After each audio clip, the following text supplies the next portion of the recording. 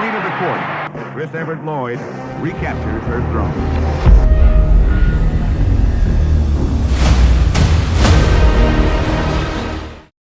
Hello అండి, ఈరోజు legendary tennis player Chris Evert ఒక క్యాన్సర్ జర్నీ గురించి డిస్కస్ చేసుకుందాం.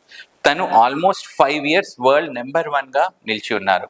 అట్లాగే దాదాపు 18 గ్రాండ్ స్లామ్స్ టైటిల్స్ కూడా తను విన్ అయ్యారు. తన కెరియర్ ఆఫ్ టెన్నిస్లో తను మార్టినా నవరతిలోవాతో పోరాట పటిమను ప్రదర్శించి వాళ్ళిద్దరూ ఆడే గేమ్స్ వల్ల ఉమెన్ టెన్నిస్ని ఎంతో అంచులకి తీసుకెళ్లారు. అట్లాగే తను రిటైర్ అయిన తర్వాత కూడా ఉమెన్ టెన్నిస్ ఫెడరేషన్ అధ్యక్షురాలుగా ఉమెన్స్ టెన్నిస్కి ఎంతో హెల్ప్ చేశారు. అట్లాంటి తన జీవితంలో వాళ్ళ సిస్టర్కి ఒవేరియన్ క్యాన్సర్, గర్భాశయ క్యాన్సర్, అండాశయ క్యాన్సర్ వచ్చి తను ఎక్స్పైర్ అవ్వడం జరిగింది.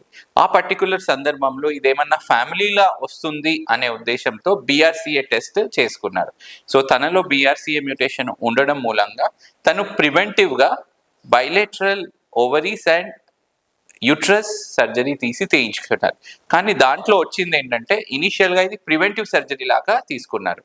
సో దాంట్లో వచ్చింది ఏంటంటే క్యాన్సర్ స్టేజ్ 1 అని వచ్చింది. సో అర్లీ స్టేజ్ డిటెక్ట్ అవ్వడం వల్ల మళ్ళీ కంప్లీట్ సర్జరీ చేసి కంప్లీట్గా క్యూర్ అయ్యారు. సో ఈ పర్టికులర్ ఎగ్జాంపుల్లో మనం తెలుసుకోవాల్సింది ఏంటంటే క్యాన్సర్ జెనెటిక్ టెస్ట్ చేసుకోవడం అనేది వెరీ వెరీ వెరీ ఇంపార్టెంట్.